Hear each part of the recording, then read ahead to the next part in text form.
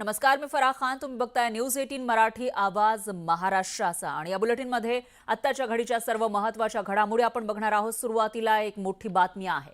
मुंबई महापालिकेच्या विशेष सभेला सुरुवात झाली आहे. मुंबई महापालिकेच्या सभागृहात विशेष सभेला ही सुरुवात झाली आहे. मात्र अद्याप महापौर सभागृहात आलेले नाहीत आणि त्यामुळे विरोधक आक्रमक झाले. सभागृहामध्ये महानगरपालिकेच्या नगरसेवक जमलेले आहेत, पण अजून सुद्धा महापौर आलेले नाहीत आणि म्हणून विरोधकांकडून आक्षेप या ठिकाणी घेण्यात आला आहे. जर महापौर वेळेवर येत नसतील तर सभागृहाला शिस्त कशी लागणार असा प्रश्न विरोधकांनी उपस्थित केला. आणि दुसरीकडे अमेय घोलेंच्या निवडीच्या घोषणेवेळी सभागृहात गदारोळ पाहायला मिळाला. ठाकरेंच्या नगरसेवकांनी 50 खोकेच्या घोषणा दिल्या आणि त्यानंतर शिवसेना नगरसेविका तृष्णा विश्वासराव हे आक्रमक झाले. तुमचे घोटाळे काढू का असं तृष्णा विश्वासराव म्हणाले. यामिनी जाधव आणि किशोरी पेडणेकर यांच्यामध्येही जुंपल्याचं दिसून आलं. आणि या सगळ्याविषयी अधिक माहितीसाठी आपले प्रतिनिधी सुमित सावंत हे आपल्यासोबत फोन लाईनवर जोडले गेले आहेत. सुमित, काय सांगाल? सध्या सभागृहामध्ये काय चित्र दिसतंय? कशामुळे हा सगळा गोंधळ सुरू आहे? विशेष सभेचा पहिला दिवस किंवा पहिली महानगरपालिकेची ही सभा आणि त्या सभेमध्ये सगळेच नगरसेवक आक्रमक झालेले आहेत.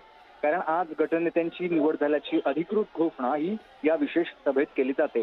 सुरुवातीला महापौर उशिरा आला म्हणून ठाकरेंचे शिवसैनिक आक्रमक झालेले होते. त्यांनी घोषणा द्यायला सुरुवात केली. अडीच असताना महापौर का आले नाहीत आणि त्यानंतर काही वेळातच महापौर त्या ठिकाणी आल्या आणि गटनेत्यांची निवडीला सुरुवात झाली. मात्र याच वेळेला सगळ्यात गटनेत्यांच्या ज्या वेळेला घोषणा केल्या जात होत्या तेव्हा जेव्हा अमेय घोले हे शिवसेनेचे नगरसेवक त्यांची गटनेतेपदी निवड झाल्याची घोषणा महापौर करत होत्या तेव्हा ठाकरेंच्या शिवसैनिकांनी काही घोषणा दिलेल्या होत्या, ज्याच्यामध्ये 50 खोके एकदम ओके. आणि याच घोषणा ऐकून तृष्णा विश्वासराव आणि यामिनी जाधव ज्या शिवसेनेच्या नगरसेविका आहेत त्या आक्रमक झाल्या. आणि त्यानंतर मग ठाकरेंचे शिवसैनिक, सगळे नगरसेवक आणि शिवसेनेचे नगरसेवक हे एकमेकांना भिडलेले या सभागृहात पाहायला मिळाले. त्यामुळे पहिलाच दिवस या सभागृहात घोषणाबाजी सुरू आहे. कामकाजा व्यतिरिक्त इतर गोष्टींकडे अधिक प्राधान्य दिलं जात आहे. बरोबर आहे सुमित. आणि त्यामुळे आता महापौर नेमके कधी येणार आणि पुढे कामकाज कसं जाईल ते बघावं लागेल. धन्यवाद तुम्ही दिलेल्या या सविस्तर माहितीसाठी. तर हा गोंधळ आपण बघू शकतोय. सभागृहामधला पहिलाच दिवस आणि त्यावेळेला इथं गोंधळ पाहायला मिळाला.